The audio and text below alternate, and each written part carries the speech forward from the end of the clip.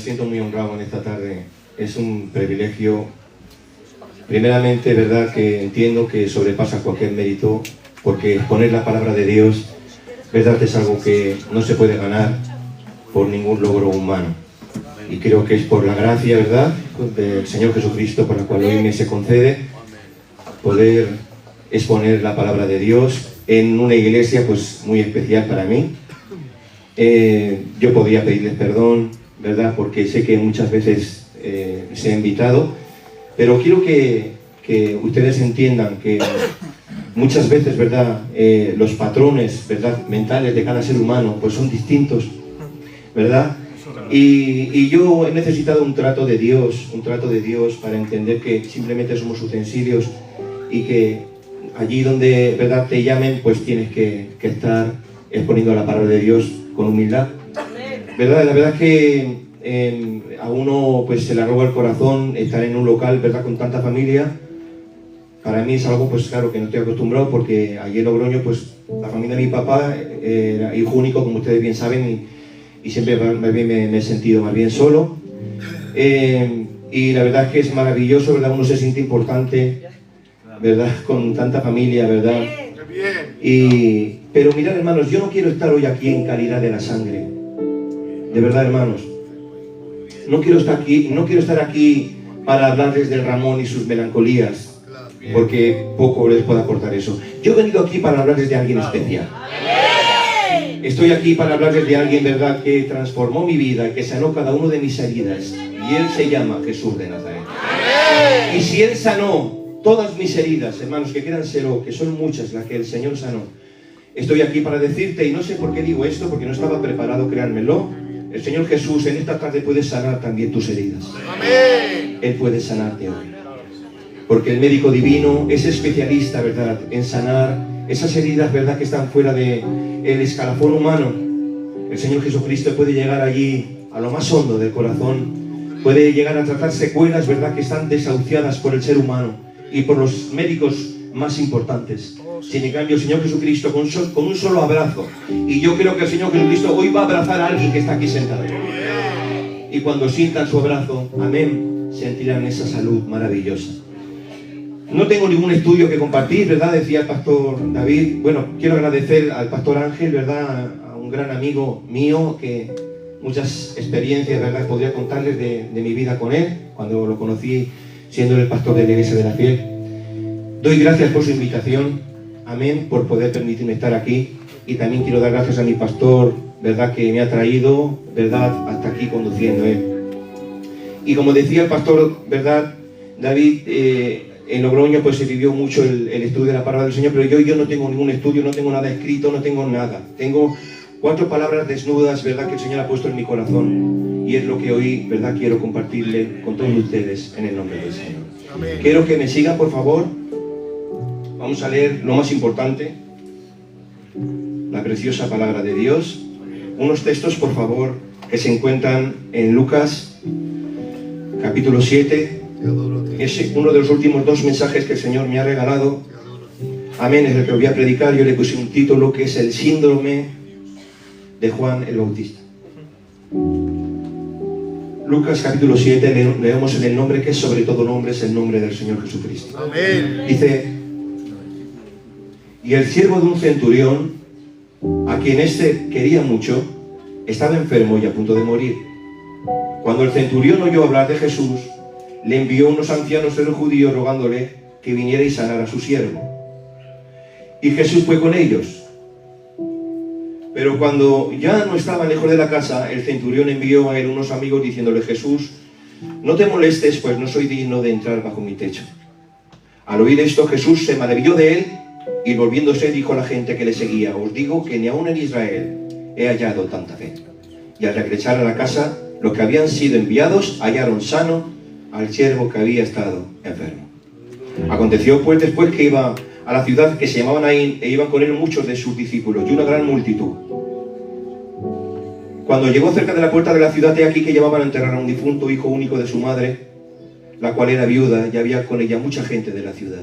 Acercándose tocó el féretro, y los que llevaban se detuvieron, y dijo: joven, a ti te digo, levántate. Entonces se incorporó el que había muerto y comenzó a hablar, y lo dio a su madre. Y se extendió la fama de él por toda Judea y por toda la región de alrededor. Amén. Versículo 18, que es el que vamos a arrancar, dice: los discípulos de Juan entonces le dieron las nuevas de todas estas cosas. Y llamó Juan a 2 de sus discípulos y envió a Jesús para preguntarles: ¿eres tú el que había de venir o esperamos a otro? Y respondió Jesús, le dijo: id, haced saber a Juan lo que habéis visto y oído. Los ciegos ven, los cojos andan, los leprosos son limpiados, los sordos oyen, los muertos son resucitados, y a los pobres les es anunciado el Evangelio. Y bienaventurado es aquel que no halle tropiezo en mí. Mas cuando se fueron los mensajeros de Juan, comenzó a decir de Juan a la gente: ¿qué salisteis a ver al desierto? ¿A una caña sacudida por el viento? ¿Mas qué salisteis a ver? ¿A un hombre cubierto de vestiduras delicadas? He aquí que los que tienen vestiduras preciosas viven en deleites de los palacios de los reyes están. ¿Mas qué salisteis a ver? ¿A un profeta? Si yo os digo, y más que profeta. Amén. No vamos a leer más. Que el Señor bendiga su preciosa. Amén. Quiero arrancar, ¿verdad?, desde el texto de la pregunta. He querido leer bien los textos anteriores para que ustedes vean qué es la Biblia la que habla, que yo no me quiero inventar nada, ¿verdad?, que es la palabra de Dios la que expone y la que explica todas las cosas. Pero quiero arrancar, ¿verdad?, desde la pregunta. Hemos leído, ¿verdad?, que Juan envía a 2 de sus discípulos para preguntar nada más y nada menos que al Señor Jesucristo esta pregunta: ¿eres tú el que había de venir o esperamos a otro? Claro, y yo al ver esta pregunta que el gran Juan el Bautista hacía, ¿verdad?, a mí, ¿verdad?, yo me quedaba bastante perplejo, ¿verdad? Y no solo yo, ¿verdad?, cualquiera que lea esta escritura.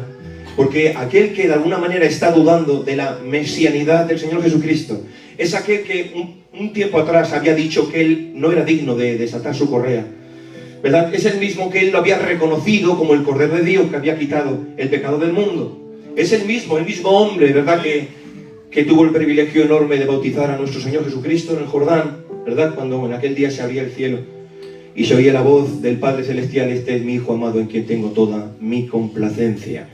Pero vemos, hermanos, lo que la Biblia nos está diciendo es que el tiempo ha transcurrido.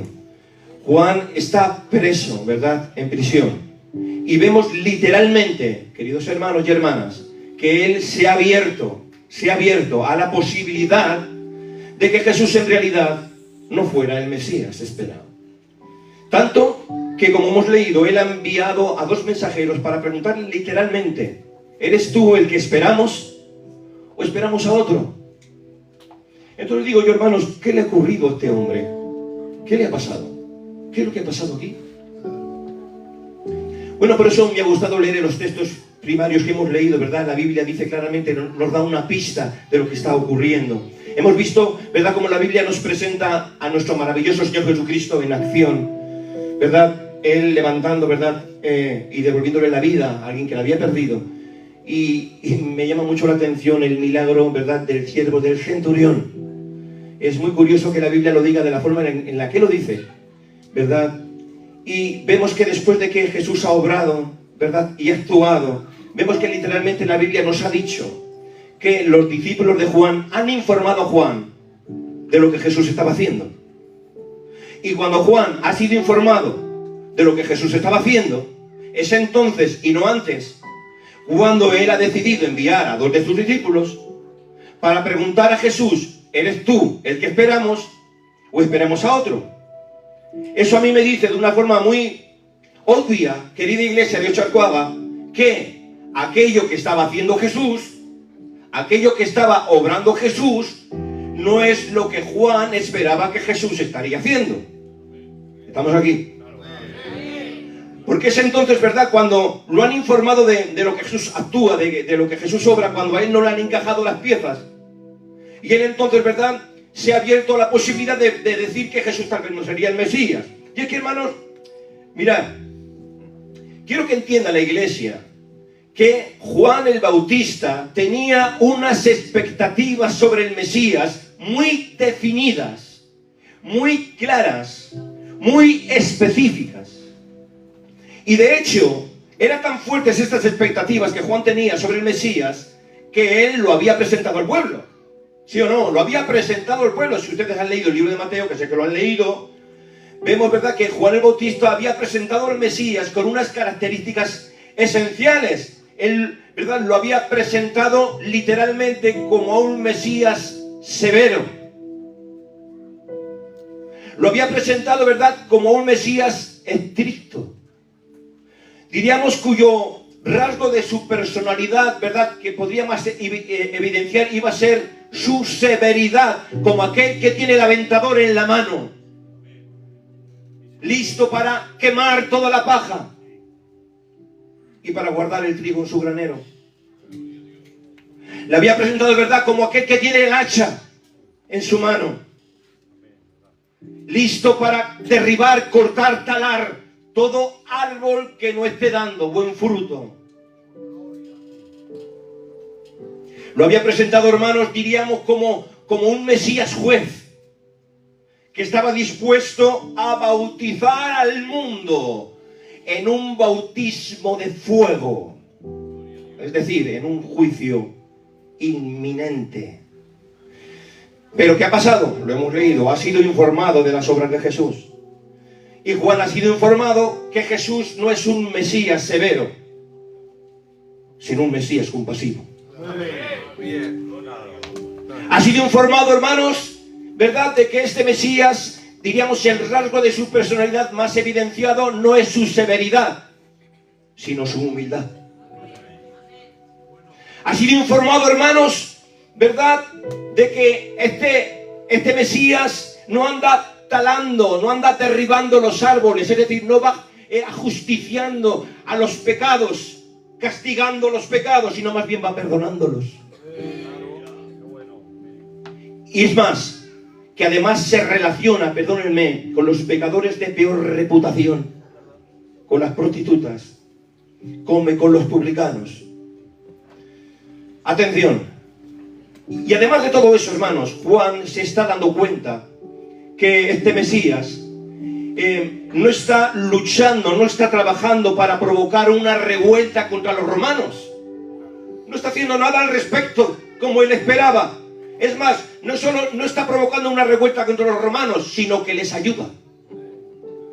Hemos leído el texto que él sana al siervo de un centurión romano. ¡Qué bueno! ¡Qué bueno! Y es más, alaba la fe de él como que no hubiera habido en Israel.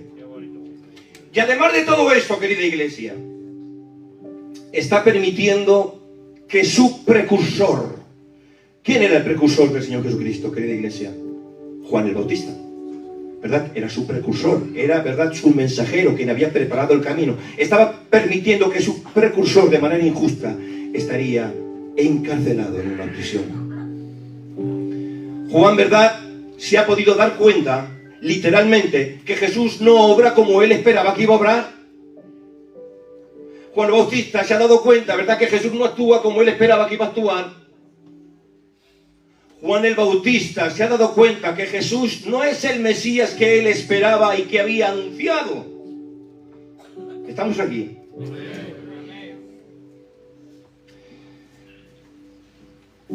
¿Y saben qué, querida iglesia? Yo pensaba que muchas veces, muchos de nosotros también sufrimos el síndrome de Juan. Sí, hermanos, es cierto que nosotros también, ¿verdad?, lo recibimos hace unos años atrás, muchos de nosotros, muchos años, ¿verdad?, lo reconocimos, lo declaramos como el Cordero, ¿verdad?, de Dios que quita el pecado del mundo. También, ¿verdad?, lo reconocimos como nuestro Salvador. Sabemos por la Escritura que en Él se cumplen todas las credenciales, que se cumplen todos los tipos, todos los símbolos que lo proclaman como el Mesías esperado. Sin en cambio, ha pasado el tiempo, han pasado los años, y nos hemos dado cuenta, al igual que Juan, que Jesús muchas veces no obra como nosotros esperábamos que iba a obrar. Nos hemos dado cuenta que Jesús, ¿verdad?, no actúa como muchas veces esperábamos que Él actuara. Nosotros, hermanos, también hemos sido informados por los discípulos de las circunstancias. ¿Saben? Las circunstancias, sobre todo difíciles, las circunstancias, diríamos, amargas, sobre todo, como si fueran discípulos, nos han informado de primera mano que Él a veces no interviene en casos en los cuales nosotros creíamos que lo iba a hacer de todo corazón.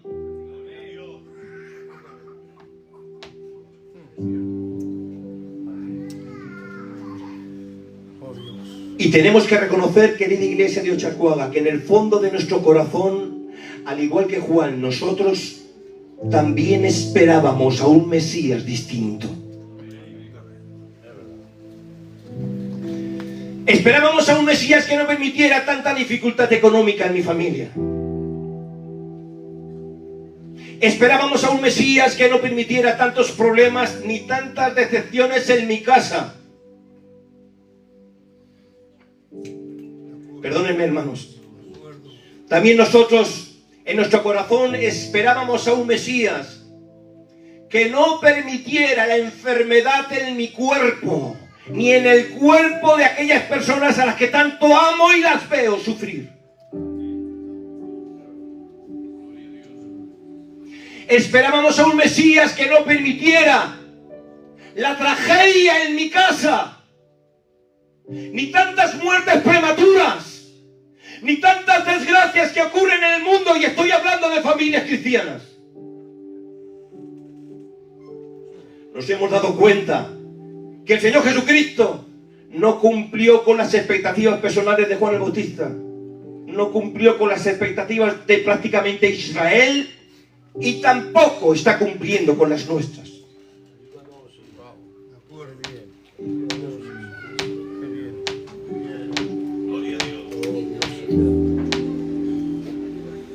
Pero ¿saben qué? A la pregunta de Juan, Jesús le responde. Y él no queda callado, ¿eh? Y esta respuesta, atención iglesia, esta respuesta del Señor Jesucristo amado para Juan el Bautista, esta respuesta no solamente es para él, también es para cada uno de nosotros que estamos sentados aquí. El Señor Jesucristo le dice: id y hacedle saber a Juan, los ciegos ven, los sordos oyen, los mudos hablan, los paralíticos son levantados, los leprosos son limpiados, los muertos son resucitados, y a los pobres les es anunciado el Evangelio, dándole a entender que ya hay una parte esencial de la Escritura que se estaba cumpliendo. Pero va a ir más profundo el Señor al corazón de Juan, va a ir más profundo con un recado, y este recado también es para tu corazón y el mío. Y el Señor Jesús agrega y dice: y bienaventurado aquel que no halle tropiezo en mí. Ay, Dios mío de mi vida. ¿Saben de dónde viene la palabra en griego del Nuevo Testamento, tropiezo? Viene la palabra escándalo. Jesús está diciendo: bienaventurado aquel que no se escandalice de mí. Porque el Señor Jesucristo sabía que su siervo Juan se estaba escandalizando de él. Juan el Bautista se estaba escandalizando por lo que Jesús no hacía, en ese sentido, provocar una revuelta contra Roma. Y también se estaba escandalizando por aquello que sí hacía, en ese caso, su trato con los pecadores, sanar al siervo de un centurión romano. Por eso Jesús le va a decir: bienaventurado aquel que no halle tropiezo en mí, porque Jesús no quería que su siervo Juan se escandalizara de él. Porque el Señor Jesucristo no quiere que nadie se escandalice de él. No quiere que nadie se escandalice. Pero ¿saben qué? Es algo que él no puede evitar. Es como su carta de presentación. Allí donde iba, ¿qué pasaba? Se escandalizaban de él.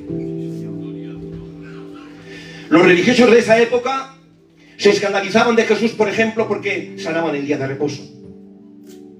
Sabemos que su familia no creía en él. Nazaret, su tierra, dice literalmente la palabra de Dios, y se escandalizaban de él diciendo: ¿no es este el hijo de José y de María? Propios discípulos del Señor Jesucristo, después de haber presenciado milagros asombrosos y haber libertado a muchos posesos, dice la palabra de Dios que decían, y se escandalizaban de él diciendo: dura palabra es esta, ¿quién la podrá oír? Y hoy, viernes, después de más de 2000 años, Jesús continúa escandalizando al mundo entero. Ay, Dios mío de mi vida. El mundo entero dice: si Él es tan bueno, ¿por qué permite tanto dolor? Pero, iglesia, no solo se escandaliza el mundo incrédulo. ¿Qué va? Jesús escandaliza a responsables, a presidentes de la obra evangélica. Jesús continúa escandalizando a pastores, continúa escandalizando a predicadores, continúa escandalizando a salmistas, a coros, continúa escandalizando a iglesias enteras, continúa escandalizando a padres, continúa escandalizando a madres, continúa escandalizando a familias enteras cristianas, continúa escandalizando con su mensaje que exige, ¿verdad?, el quebranto de toda fachada externa de religión y exige un cambio interno en el corazón. Continúa escandalizando con aquello que hace y continúa escandalizando con aquello que Él permite. Ya lo dijo Pedro. Dijo Pedro: Él es la piedra de tropiezo para todos aquellos que no creen, pero para los que creen, Él es la piedra angular. ¡Aleluya! La piedra fundamental, la roca eterna de la salvación. Querida iglesia, ¿quién es Él para ti? ¿Quién es Él para ti? ¿Piedra angular o piedra de tropiezo? ¡Ay, Dios mío de mi vida! Mira, hoy quiero lanzarte un mensaje del corazón. Si te sientes escandalizado de Jesús, porque Él no se ha comportado como tú esperabas, porque Él no ha obrado como tú esperabas, perdóname, pero Jesús no vino para cumplir con tus expectativas. Perdóname, iglesia, perdóname. Ay, Dios mío de mi vida. Aleluya. Aleluya. Él no vino a cumplir con las expectativas de Juan ni tampoco con las nuestras. Mirad, hermanos, perdónenme. Él no vino a nacer en este mundo derribado para que usted tendría un mejor coche. Perdóname, Él no vino a nacer al mundo para que usted tendría un buen trabajo. Perdónenme, hermanos, Él no vino a nacer en este mundo, atención, para arreglar sus problemas familiares o matrimoniales. Perdónenme, aunque Él nos ayuda, es cierto, pero Él no vino a eso. Iglesia, Él no vino a arrancar la enfermedad de este planeta caído. Perdónenme, perdónenme. Lo dice Mateo. Le dice el ángel a José: he aquí que ella, hablando de María, concebirá y dará a luz un hijo. Le pondrás por nombre Jesús. Y Él salvará a su pueblo de sus pecados. He aquí la misión. He aquí la misión, iglesia. Él ha venido a pagar la deuda que sobre ti pendía, una deuda eterna que estaba fuera de tu alcance. Él ha venido a darte una cruz ensangrentada para librarte del castigo eterno, para librarte de la maldición eterna y del lago de fuego, y para regalarte como un regalo la vida eterna, la Zoe vida, la plena vida, la vida sin límites. Y eso es lo que ha hecho, hermanos. Dice su palabra: yo he venido a hacer la voluntad de mi Padre, y esta es la voluntad de mi Padre, que lo que Él me dé, yo no pierda ninguno, y yo lo resucitaré en el día postrero. Dice su palabra, Juan 5:24: de cierto os digo, el que oye mi palabra y cree en aquel que me envió, tiene vida eterna, y no vendrá condenación, mas ha pasado de muerte a vida. Dice su palabra, Juan 3:16: de tal manera amó Dios al mundo, que ha dado su Hijo unigénito, para todo aquel que en Él crea no se pierda, mas tenga vida eterna. Dice su palabra: ninguna condenación hay para los que están en Cristo Jesús. Aleluya. Por eso el Señor Jesucristo te dice: bienaventurado el que no haya tropiezo en mí, sigue adelante. Bienaventurado aquel que no haya tropiezo en mí, continúa confiando en mí. Jesús está aquí para decirte: bienaventurado aquel que sigue manteniendo su fidelidad. Amén. Qué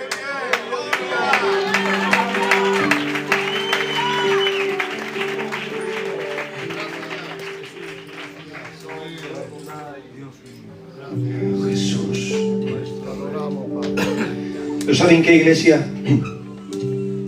Cuando Jesús responde, lo hemos leído, dice que entonces el Señor Jesucristo se dirige al pueblo para hablar de Juan y les pregunta: ¿qué salisteis a ver?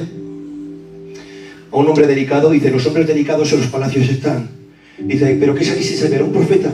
Dice: sí, y más que profeta. Dice: este es de quien está escrito: envía mensajero delante de mi faz. Lo repito, dice, este es, hablando de Juan, Jesús, dice, este es de quien está escrito, envía mensajero delante de tu faz. Yo digo, hermanos, ¿qué diferencia de apreciación a la hora de describir quién es quién entre el Señor Jesucristo y Juan el Bautista? Juan el Bautista dice, ¿eres tú o esperamos a otro? Pero Jesús dice, este es de quien está escrito. Juan, ¿verdad?, manifiesta dudas sobre la identidad de Jesús, manifiesta dudas sobre su mesianidad, pero Jesús no tiene ninguna duda sobre quién es Juan. ¿Quién? Este es de quien está escrito. Ay, Dios mío de mi vida, mira, y a veces cuando nos sentimos de esta manera, que Jesús obra de una manera extraña, de una manera que no esperábamos, ¿verdad?, muchas veces nuestra apreciación sobre su personalidad cambia. Muchas veces nuestra apreciación sobre quién es Jesús cambia y luce distorsionado ante nosotros. Dudamos de su fidelidad, de su compromiso, ¿verdad? Dudamos de su entrega. Aleluya, pero mira, aunque tengas dudas de Jesús, quiero decirte de su parte que Él no tiene ninguna duda sobre ti.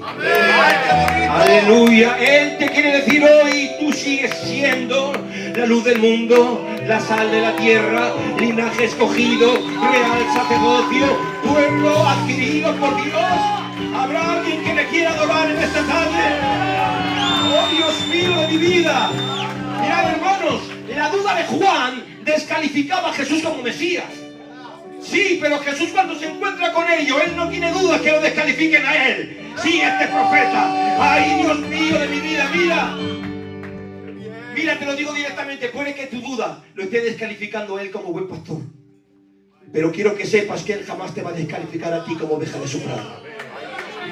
Mira, puede que tu duda lo esté descalificando a Él como el divino maestro. Pero Él jamás te va a descalificar a ti como discípulo. Puede que tu duda lo esté descalificando como rey compasivo, pero Él jamás te va a descalificar a ti como su siervo, como su súbdito. Puede que tu duda lo descalifique a Él como amigo verdadero, pero Él jamás te va a descalificar a ti como su hermano, como su hermana, porque la Biblia dice que Él no se avergüenza de llamarse nuestros hermanos. Ay, a pesar de nuestras miserias, a pesar de nuestro pecado, ay, Él no tiene dudas que nos avergüencen, Él no tiene dudas que nos menosprecien. Aleluya, al contrario, aleluya, la fe y la percepción de Jesús sobre ti es inquebrantable, es inmutable. Aleluya.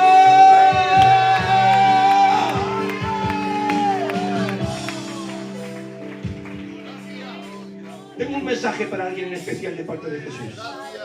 No sé si es un hermano o es una hermana, pero Jesús te dice hoy, puede que en tu corazón sientas que yo no he cumplido con tus expectativas, pero quiero que sepas que sin en cambio tú cumples con las mías. Ay, Dios mío de mi vida. Ay, Dios mío de mi vida. El Altísimo, el 3 veces santo, el eterno, el infinito, el trascendente, el omnipotente, el omnipresente, el omnisapiente, muchas veces es juzgado desde la escala de nuestras propias motivaciones terrenales. Yo no sé si están entendiendo. El creador del cielo y de la tierra, de los mares y de todos los abismos, aquel que conoce todos los pros y todas las contras, todas las causas y todos los efectos de todas tus decisiones, de todas tus acciones, antes siquiera de pensarlas, antes siquiera de existir.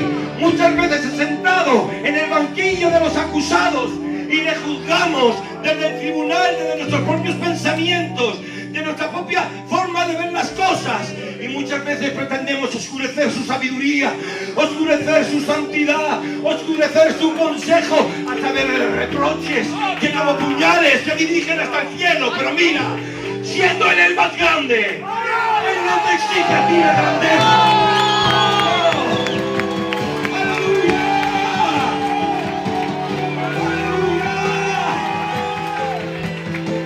Siendo Él el más justo, atención, siendo Él el más justo, Él, atención, no te exige una justicia tuya personal. Y siendo Él perfecto en todos sus atributos, siendo perfecto en todos sus caminos, siendo perfecto en todo su ser, Él se contenta con tu amor imperfecto. ¡Ay, Dios mío de mi vida! El que acepta tus limitaciones, con tus debilidades, sin un solo reproche. Yo digo, bendita esa gracia. Bendito ese amor. Ay, Dios mío de mi vida. ¡Qué bien! ¡Qué bien! ¡Oh, qué bien! Bendita la paradoja de su gracia. Que Él, sin en cambio a nosotros, quiso cumplir sus expectativas, que eran mucho más altas que las nuestras, no en tu persona ni en la mía, sino en la persona de su propio Hijo.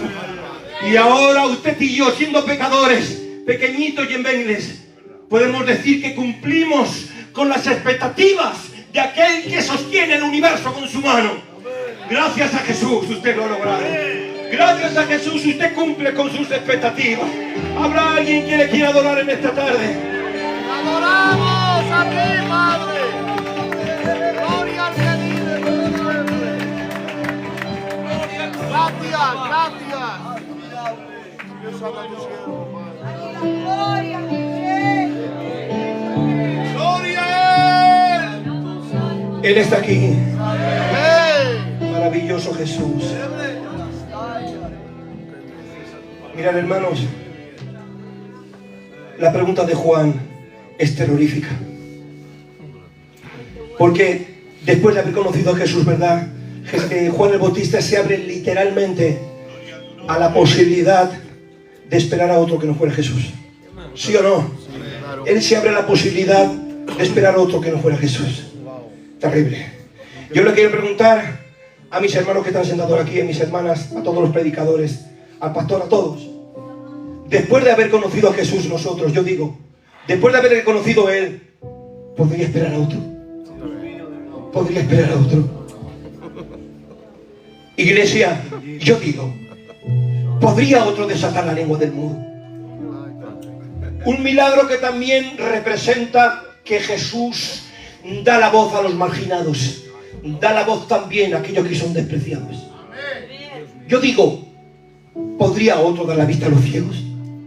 Un milagro, hermanos, que también simboliza y representa que Él es capaz de alumbrar los ojos del entendimiento para que brille la luz en medio de las tinieblas. Yo digo, ¿podría otro levantar a los paralíticos? ¿Verdad? Un milagro que también representa que Él todavía puede quebrantar toda atadura, toda cadena que te mantenga postrado para que puedas ponerte en pie y caminar en la santidad. Yo digo, hermanos, ¿podría otro resucitar a los muertos? Un acto, ¿verdad?, que también representa la victoria total del Señor sobre las tinieblas. Yo digo, hermanos, vamos más adentro. ¿Podría otro reprender al viento y a la mar y que estos le obedecieran? Demostrando con ese acto la autoridad de Jesús sobre el caos y todo el universo.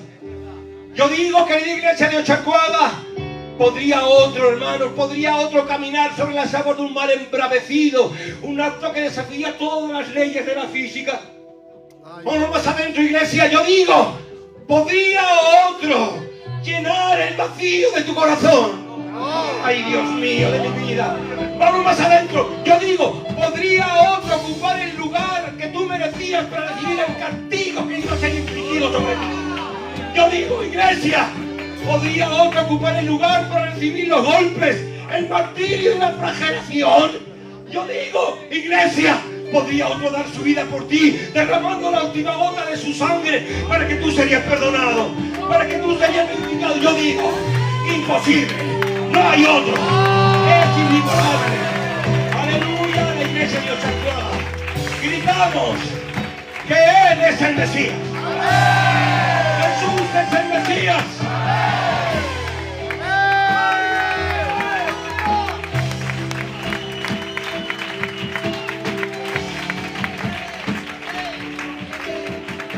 Desde esta santa tribuna, hoy en este día, queremos proclamar que Él es el Mesías, el deseado de las naciones y príncipe del cielo, aquel que camina en medio de los 7 candeleros de oro, aquel que estuvo muerto, mas he aquí que vive para siempre, aquel que empuña la espada aguda de 2 filos, aquel que tiene la llave de David que cierra y ninguno abre, que abre y ninguno cierra, aquel que tiene el Espíritu del Señor, espíritu de sabiduría, y espíritu de inteligencia, espíritu de consejo y de temor de Dios. Él es el fiel y Él es el verdadero. Los fariseos le odiaban, pero se dieron cuenta que no le podían detener. Herodes no lo pudo encontrar, Pilato no encontró culpa alguna en él, la muerte no lo pudo matar y el sepulcro no lo pudo retener. ¡Aleluya! Porque Él es omnipotentemente todopoderoso, Él es trascendentemente santo. Aleluya, Él es quien despierta a los inocentes del muladar. Yo digo, ay Dios mío, Él es la puerta de la sabiduría, Él es la calzada de la paz, Él es la senda de la justicia. Yo digo, no hay otro como Él. Él está aquí para sanarte. Nosotros no esperamos a otro, nosotros lo esperamos a Él. Nosotros lo esperamos a Él. ¿Cuánto lo esperan? ¿Cuánto lo esperan?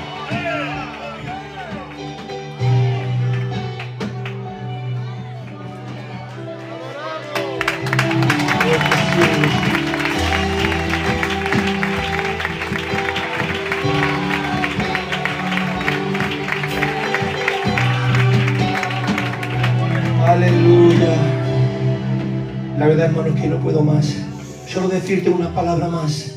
Cuando Él vuelva, Él cumplirá con tus expectativas. Entonces Él, verdad, arrancará la enfermedad de tu cuerpo. Cuando Él regrese, vencerá la muerte por ser enemigo. Aleluya, y podrás abrazar aquello que amas porque lo tiene guardado para ti. Aleluya, fuertes aplausos, por favor.